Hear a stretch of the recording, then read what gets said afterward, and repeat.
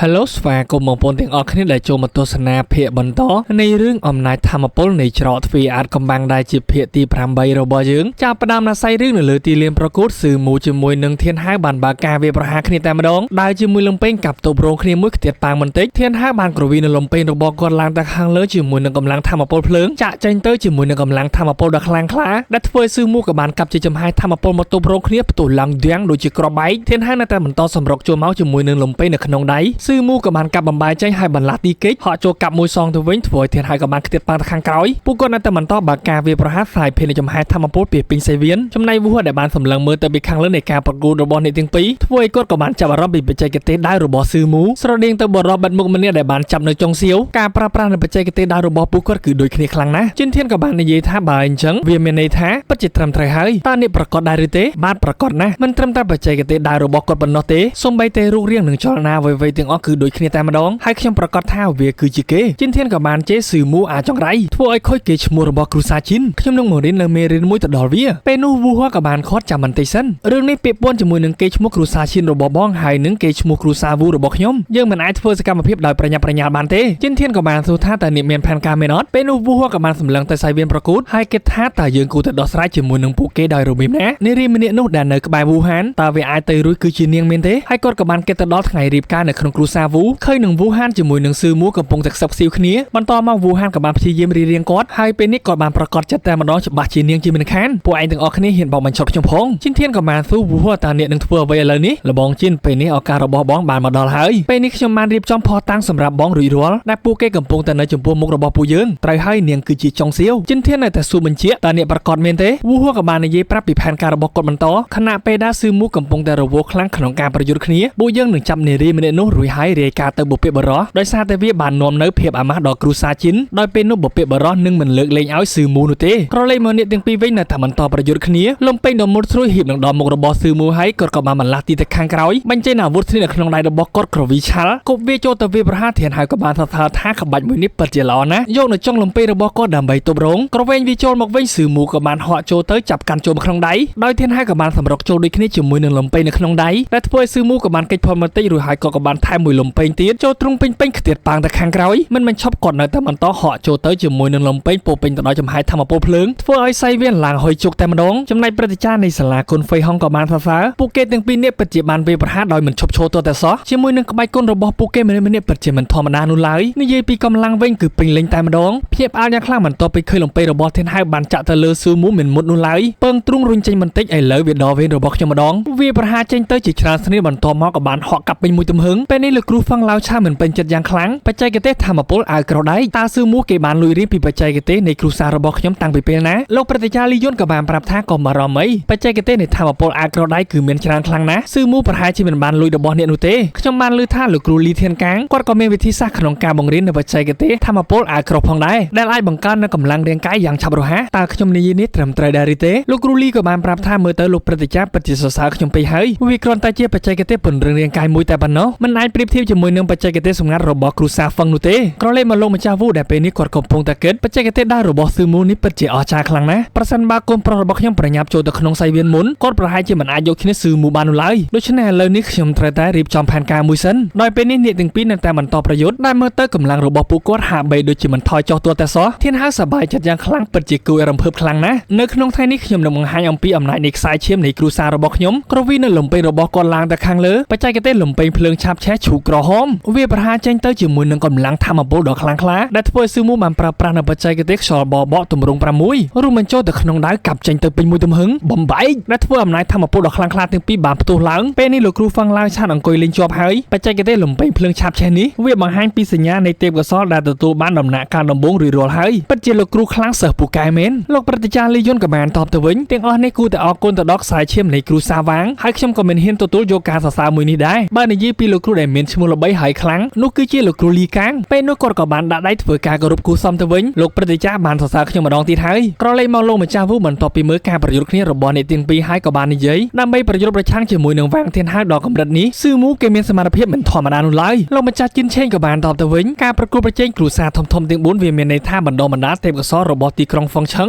ដោយការប្រកួតនេះមិនបានបញ្ជាក់ពីអ្វីៗទាំងអស់នោះទេវាគ្រាន់តែជាការប្រយុទ្ធគ្នារបស់ពួកយុវជនតែប៉ុណ្ណោះមិនចាំបាច់យកចិត្តទុកដាក់ខ្លាំងនោះឡើយដែលពេលនេះលោកម្ ចាស់វូបន្តគិតក្នុងចិត្តវាងាយស្រួលសម្រាប់ក្នុងការនិយាយប៉ុន្តែនៅក្នុងក្រុងហ្វឹងឆឹងនេះជាកន្លែងដែលអ្នកខ្លាំងជំនាញក្បាច់គុណគ្រប់គ្រងប្រសិនបើយុវជនចំនួនក្រោយគ្មានសមត្ថភាពក្នុងការប្រកួតប្រជែងនេះទេឋានៈគ្រួសារមួយនោះនឹងធ្លាក់ចុះជាមិនខានសម្លឹងទៅឃើញកូនប្រុសរបស់គាត់កំពុងតែដើរនៅខាងក្រោមតើវាមានរឿងអ្វីដោយកូនប្រុសរបស់ខ្ញុំមិនដែលធ្វើអ្វីគ្មានហេតុផលនោះឡើយតើគេបានកត់សម្គាល់ឃើញអ្នកណាមួយមែនទេក៏បន្តិចបាននិយាយថាថ្មីនេះខ្ញុំមិនសូវមានអារម្មណ៍ល្អឡើយមិនអាចអង្គុយយូរបាននោះទេខ្ញុំសូមទៅលាងដៃលុបមុខបន្តិចសិនក្រឡេកមកលើសៃវៀនអ្នកទាំងពីរនៅតែបន្តប្រយុទ្ធគ្នាដែលមិនចេះអស់កម្លាំងទាល់តែសោះវាផងសរសើរគ្នាផងទៅវិញទៅមកដោយទឹកមុខរបស់គាត់គឺពេញចិត្តយ៉ាងខ្លាំងជាមួយនឹងការប្រកួតប្រជែងមួយនេះចំណែកចុងសៀវនាងនៅតែមានការព្រួយបារម្ភអូនស្រីយូហានហេតុអ្វីបានជាវាងទៀតហើយគាត់មានអំណាចធម៌ពលខ្លាំងម្ល៉េះតើបងប្រុសស៊ឺមូអាចយកឈ្នះបានឬអត់យូហានក៏បានតបថាកុំបារម្ភអីបងប្រុសរបស់ខ្ញុំច្បាស់ជាវាក៏រហូតដល់វាលើដីចំណែកចុងសៀវនាងនៅតែមានការព្រួយបារម្ភក៏បានបែរភ្នែកបួងសួងខ្ញុំសង្ឃឹមថាបងប្រុសស៊ឺមូមិនរងរបួសអ្វីឡើយពេលនោះជឿនធានហើយនឹងវូហួរក៏បានមកដល់យូហានតើអ្នកកំពុងតែធ្វើអ្វីនៅទីនេះពេលនោះនាងក៏បានទូថាបងប្រុសវូហួរហើយនឹងបងប្រុសជឿនធានតើពួកបងត្រូវការអ្វីមែនទេគាត់ក៏បានលើកឡើងខ្ញុំបារម្ភថាអ្នកបានក្បត់ជាមួយនឹងគ្រូសាជីនខົບខិតជាមួយនឹងអ្នកខាងក្រៅហើយធ្វើរឿងឲ្យខូចកេរ្តិ៍ឈ្មោះរបស់គ្រូសាជីនយូហាននាងមិនពេញចិត្តនោះទេជឿនធាន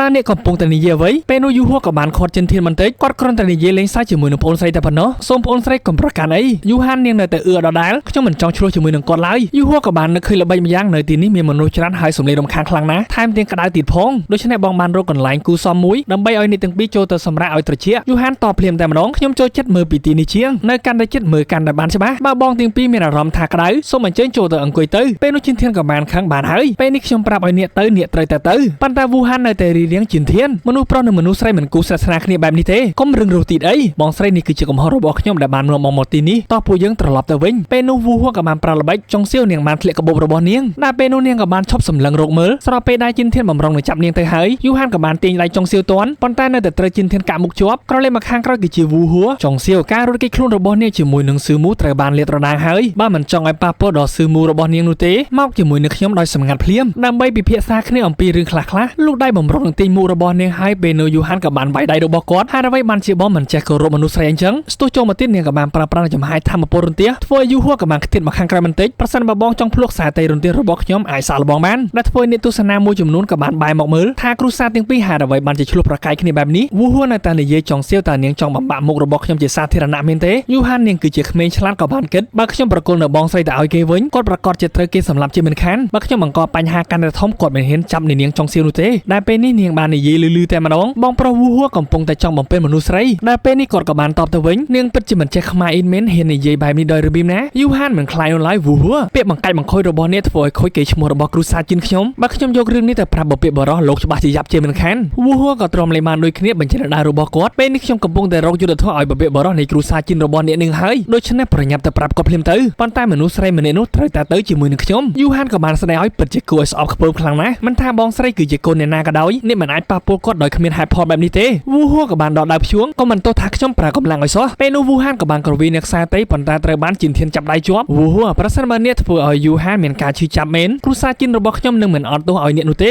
យូហាននាងក៏បានព្យាយាមបំបេះដៃជីនធានតើអ្នកកំពុងតែធ្វើអ្វីឆាប់ប្រឡែងដៃរបស់ខ្ញុំភ្លាមចំណែកយូហួរក៏បានស្ទុះចូលទៅចាប់ដៃរបស់ចុងសៀវតើអ្នកកំពុងតែចង់ធ្វើអ្វីខ្ញុំអូដៃនាងចេញបន្តិចគ្មានអ្នកណាអាចជួយសង្គ្រោះនាងបានឡើយតោះប្រញាប់ទៅជាមួយនឹងខ្ញុំភ្លាមចំណែកយូហាននាងជួយមិនបាននោះទេដោយសារតែត្រូវបានជីនធានគាត់កំពុងតែរៀបរៀងនេះគឺជារឿងរបស់គ្រូសាវូវាមិនមែនអ្វីពាក់ព័ន្ធជាមួយនឹងគ្រូសាជីនយើងទេវូហាននៅតែព្យាយាមចង់ទៅជួយប៉ុន្តែត្រូវបានជីនធាននៅតែរៀបរៀងដែលធ្វើឲ្យនាងក៏បានស្រែកយ៉ាងខ្លាំងជួយផងពួកគេកំពុងតែចាប់ចម្រិតនរណាម្នាក់ដែលគឺជាអ្នកប្រុសនៃគ្រូសាវូសំឡេងរបស់នាងក៏បានលឺដល់ស៊ឺមូហើយនឹងធានហៅចំណែកវូហួរនៅតែព្យាយាមអូននៅចុងសៀវឡើងទៅខាងលើនៅក្នុងថ្ងៃនេះនាងត្រូវតែទៅជាមួយនឹងខ្ញុំស៊ឺមូក៏បានបន្លាស់ទីចូលមកកាមកយូហួរជាមួយនឹងកំបិតស្នីនៅក្នុងដៃព្យួងទៅលើគាត់ចំណែកធានហៅក៏បានប្រើនៅលំពេងរបស់គាត់ដើម្បីខាត់ជីនធានដោយស៊ឺមូក៏បានឲ្យវូហួរដោះលេងនាងភ្លាមទៅចុះបើខ្ញុំបដិសេធប៉ុន្តែស៊ឺមូនៅតែសម្លុតជីនធានវិញពេលនេះមិនហ៊ានជាមួយនឹងវាងធានហៅនោះទេធ្វើឲ្យយូហួរក៏បាននិយាយថារឿងឯកជនរបស់គ្រូសាវូខ្ញុំមិនចាំបាច់អ្នកប្រុសវាងធានហៅមកខ្វាយខ្វល់ជាមួយឡើយពេលនេះវូហានក៏បានចង្អុលយូហួរអ្នកបានធ្វើអំពើអយុត្តិធម៌ដូច្នេះហើយមនុស្សគ្រប់រូបមានសិទ្ធិធ្វើអន្តរាគមន៍ពេលនេះយូហួរក៏បាននិយាយប្រកាសស៊ឺមូបានលួចកូនក្រមុំគ្រូសាវូរបស់ខ្ញុំហើយឥឡូវនេះតើអ្នកហ៊ានប្រកែកទីទេព្រោះថាផោះតាំងគឺនៅមុខនេះហើយស៊ឺមូមិនព្រមទទួលស្គាល់នោះឡើយតើអ្នកកំពុងតែនិយាយរឿងមិនសមហេតុផលអ្វីទៅ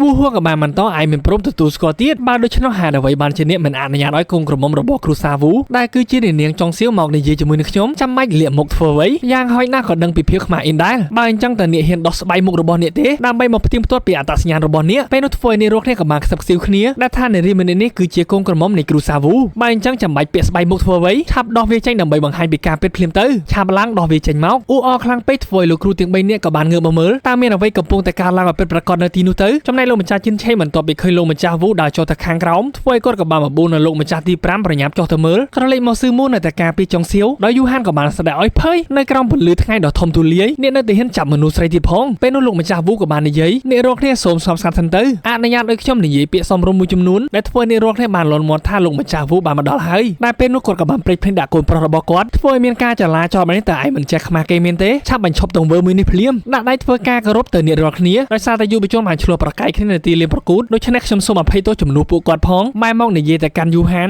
ក្មួយស្រីរបស់ខ្ញុំបានភ្ជាប់ពាក្យជាមួយនឹងគ្រូសាវូហើយបានក្លាយទៅជាសមាជិកតែមួយរួចទៅហើយដូច្នេះបញ្ហានៅក្នុងគ្រូសាមិនគួរណាយកមកនិយាយនៅក្នុងសាធារណៈនោះទេដូច្នេះក្មួយស្រីគួរតែត្រឡប់ទៅគ្រូសាវូជាមុនសិនខ្ញុំនឹងផ្ដល់ការបញ្យល់យ៉ាងពេញចិត្តចំពោះក្មួយស្រីវូហានក៏បានរៀងមិនចាំបាច់ទៅគ្រូសាវូនោះទេតោះបងស្រីទៅជាមួយនឹងខ្ញុំដែលធ្វើលោកម្ចាស់វូក៏បានក្តាប់ដៃផ្ដល់សញ្ញាទៅកូនចៅរបស់គាត់ដើម្បីខាត់អ្នកទាំងពីរការប្រកួតប្រជែងនៅក្នុងថ្ងៃនេះគឺទាក់ទងនឹងអនាគតរបស់យុវជនដ៏ថ្លៃថ្នូរទោះបីជាអ្នកទាំងពីរជានារីវ័យក្មេងក៏ដោយប៉ុន្តែអ្នកទាំងពីរបានរំខានដល់ការប្រកួតមួយនេះគូណាតែបញ្យល់រឿងខ្លះដល់ទៅអ្នករាល់គ្នាតែពេលនោះពួកគាត់បានលន់មាត់ថានិយាយត្រូវហើយសូមបញ្យល់ឲ្យបានច្បាស់មកហើយការប្រកួតនៅតែបន្តកុំឲ្យនឹកខ្ជិលពេលវេលារបស់ពួកយើងទីដីវូហាននាងក៏បានគិតក្នុងចិត្តវាគឺជាកំហុសរបស់ខ្ញុំដែលទទួលចង់ឲ្យបងស្រីចុងសៀវចូលមកមើលការប្រកួតមួយនេះតែឥឡូវនេះខ្ញុំគួរតែធ្វើអ្វីបន្តទៀតចំណាយស៊ឺមូក៏បានគិតដូចគ្នាប្រសិនបើរឿងនេះមិនអាចដោះស្រាយបាននៅក្នុងថ្ងៃនេះទេខ្ញុំនឹងការពារនាងចុងសៀវឲ្យបង្ខំចិត្តនាំនាងចាក់ចេញទៅស្របពេលនោះលោកម្ចាស់ជិនជេងក៏បានមកដល់រួមទាំងលោកគ្រូទាំង3ផងដែរដែលលោកម្ចាស់ជិនជេងបានយល់ស្របពីការដោះស្រាយរបស់លោកម្ចាស់វូក្នុងការឲ្យនាំចុងសៀវត្រឡប់ទៅវិញ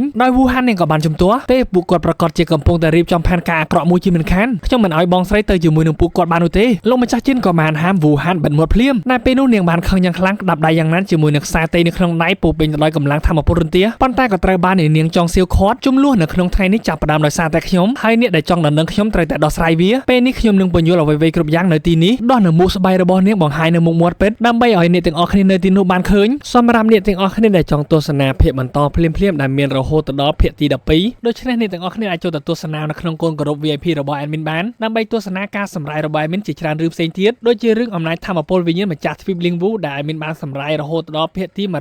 147និងរឿងគម្ពីរក្បាច់គុណព្រះអាទិត្យទាំង9មាន12ភាគហើយរឿងការចាប់កំណើតឡើងវិញរបស់ម្ចាស់ដាអាដេរិកបានចប់មួយស៊ីសិនចំនួន40ភាគសម្រាប់រឿងផ្សេងទៀតចំនួន3-4គឺជាប្រភេទ 2D ចំពោះតម្លៃមិនថ្លៃនោះទេត្រឹមតែ$1ក្នុងមួយខែតែប៉ុណ្ណោះមានរឿងផុសប្រចាំថ្ងៃដើម្បីឲ្យអ្នកទាំងអស់គ្នាទស្សនាប្រសិនបើអ្នកទាំងអស់គ្នាចាប់អារម្មណ៍អាចទាក់ទងបានតាម Telegram របស់ Admin ផ្ទាល់ link នៅក្រោម comment ហើយសាច់រឿងភាគទី8របស់យើងក៏ត្រូវបានបញ្ចប់ដូចគ្នាក៏សូមអធិស្ឋានរាល់កំហុសខុសឆ្គងដែលបាននិយាយឡើងសម្រាប់ពេលនេះ Admin សូមជម្រាបលាបាយបាយ